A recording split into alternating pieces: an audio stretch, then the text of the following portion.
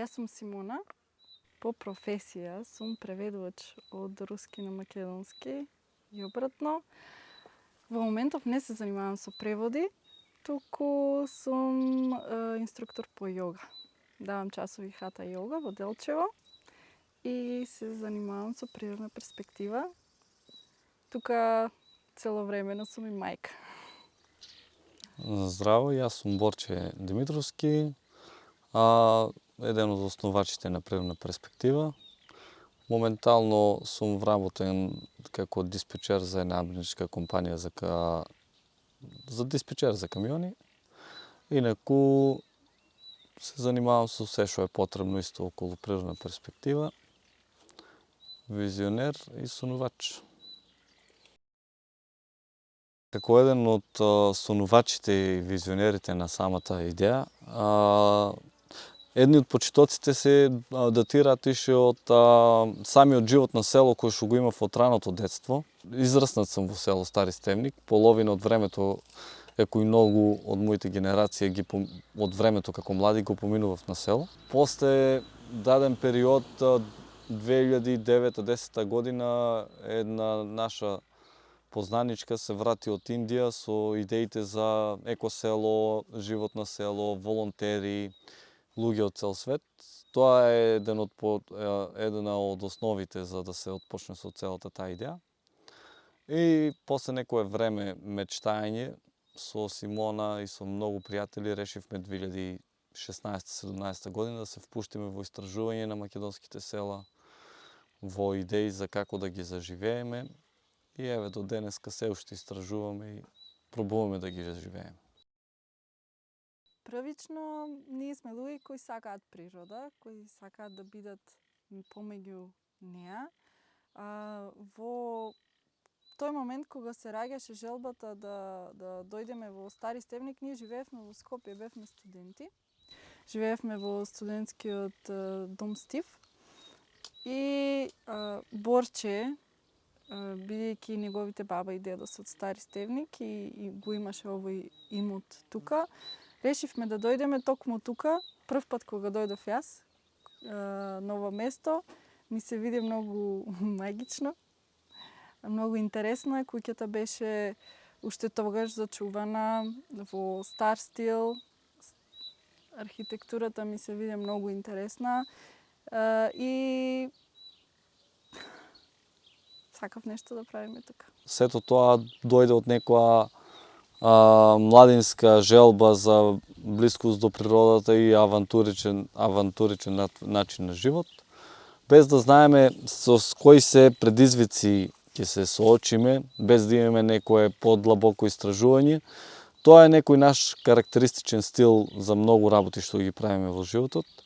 И затоа дојдовме до моментот да самата Здружение идеја именуваме Центар за одржливи практики, пошто многу повеќе сакаме практично да ги согледуваме работите на терен, отколку да цело време само мечтаеме и седиме од страна и си мислиме како тоа, како она, како вака, како така. Кој резултат може да се постигне доколку се почне од негде. И тоа е тие се некои почетоци. Секако првиот пат имавме една екипа од Скопје која што беше исто со нас. Ајде, нема проблем, ќе одиме сите заедно, ќе правиме ова, ќе правиме она. Јас ќе ги пазвам козите, јас ова. Се додека не дојде првата пролет, кога не можевме да најдеме никој околу нас. И останавме сами на себе, но тука пак судбината или универзумот си имаат своји правци. Тогаш се научивме повеќе за програмата Erasmus Plus ише првото лето. Се запознавме со многу луѓе кои што веќе живеат на село, работат. И сега можеме да кажеме дека имаме една солидна меѓународна мрежа со луѓе кои што доста се спремни да ни помогнат и со идеи, да дојдат на лице место, така да животот сегогаш има добар план. Природата и до некаде е слободата, али да не се ставаме во заблуда кога го спомнеме зборот слобода, него за нас повеќе тоа е самото нешто да сносиш одговорност за се околу тебе. Факт е дека селата кај нас се запуштени од многу страни, водоснабдување, недостатък од лекарска служба, школи, инфраструктурно доста назад, но тука доодиме до тоа дека ја имаш слободата да преземеш одговорност за работите околу тебе. Ти си собствен лекар, ќе го научиш биодиверзитетот околу тебе, треба да си произведеш своја храна, треба да најдеш начин, имаш чиста вода, што е еден од главните услови за здрав начин на живот, имаш чист воздух, што исто така е еден од главните услови, така да тука селото повеќе не кефи од гледна точка дека треба да преземеме одговорност. Сега, ние од кога дојдовме првиот пат, првото лето се соочивме со условите кои што се на лице место, вода од 1 час до час и половина само на Сабајле од 7 до 8 и половина. Веќе поставивме собствена градина што требаше да ја наводнуваме. Немавме огради, па многу пати знае и животните од соседите да дојдат да ни нападнат тоа што веќе се го имаме засадено. Значи, многу работи за почеток на живот во село си треба исто инвестиција и си треба да се постават некои основни услови, пошто луѓето веќе се имаат навикнати на еден по-модерен начин на живот, но според нас тоа е идејата.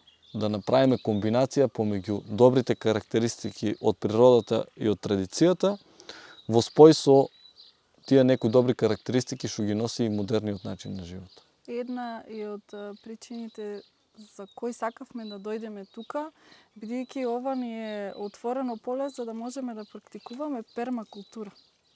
Ние пермакултурата ја истражувавме уште претходно и ни се гледаше како интересен начин на поставување на цел еден имот на куќата, на градините, да се направи еден затворен систем во кој сите сегменти се поврзани и си помагаат еден со друг и тука имам многу помалку работа за одржување. Основата е тоа што веќе имавме собствен имот и што по разговор со нашите најблиски дојдовме до мисла се согласија да ни го отстапат местото за ние тука да експериментираме и да креираме. Живот на село, тука да расчистиме на дилема, ние почнавме со идејата дека ќе живееме на село заедно со проектот што сакаме да го реализираме и со волонтери и со се, но дојдовме до судир на интереси и до расчистување. Значи, ние се уште сме по пат на големо учење. Не живееме на село, моментално живееме во блискиот град Делчево, но би рекле дека, како и јас во моите детски години, животот го поминуваме 50-50. Значи, на селото проектот го одржуваме и пробуваме да стигнеме до ниво кај што ќе можеме да се преселиме и да се впуштиме во целата таа авантура. За сега немаме некои услови за солидни економски бенефити со нашите професии што ги имаме и со нашите карактеристики, да ги кажам. Така да, за сега, ова ни е само како еден експериментален проект за тоа како можеме да направиме услови или да поставиме еден позитивен пример за воиднина како би можело да се живее на село, што е комбинација од нешто од минатото со тоа што го нуди и иднината. Значи, сакаме да направиме на еволуција за начинот на живот на село. Пошто ако се вратиме како до сега нашите предци што имаат живеено, тоа живот не е за нас. Идејата е да го наблюдуваме од страна и како наблюдатели да изнајдеме некое решение кое ќе биде прилагодливо да се имплементира кај нас, ама да може да се имплементира и на други места. Мудроста од минатото и предностите на сегашноста, олеснителните околности да ги споиме за да ги имплементираме на село.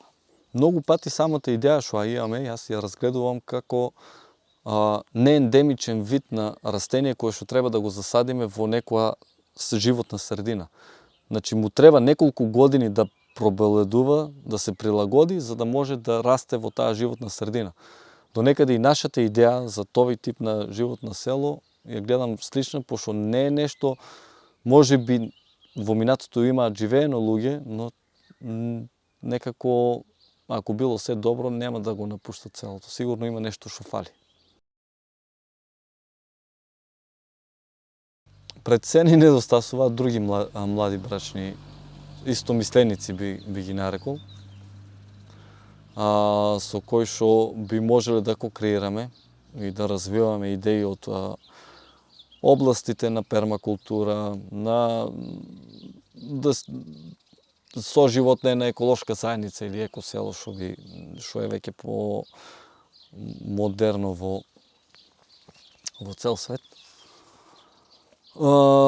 Друго, ако почнеме од инфраструктурни работи, многу се. Канализации, постојан доток на вода, електричната енергија, исто така знаеме да имаме проблеми некогаш и со денови. Транспорт. Значи, доста неорганизацијата помеѓу заедницата во самото село. Запуштените имоти кои што исто така поради нерегулирани нешто од страна на државата. Сега јас не сум експерт во тие теми, али се појавува феномен кај што имот останува на неколку наследници и тука веќе поради нерешителност се запушта, а веќе околу нас станува како мини џунгла, што на еден начин е окей, ама на друг начин луѓето на село и кај да се сакаат да има поструктурирана животна средина, пошто џунглата со неа си носи и недостатоци, диви животни, опасности и така натаму. Една од работите кои фали тука, тоест кој е недостаток, е многу малата населеност. Во селото реално живеат само 12 можеби лица и сите се стари. Да, али тоа е исто една од причините заради која сме се вратили во ова село. Не е дека, значи, пак ќе кажам, потенцијалот на природата и на сето тоа што го има околу нас е голем и има можност. Самото село пред 100 години имало 800 и нешто жители, за да стигнеме сега до некоја бројка од 20-30. Али повеќе ја мислам дека потенцијал има и луѓе што би имале желба да се вратат, али треба да се оправат некои инфраструктурни проблеми. Со некои минимални зафати би се отворила можност за луѓето да се видат пак просперитет во ова село. Ние се наоѓаме на едно многу интересно место.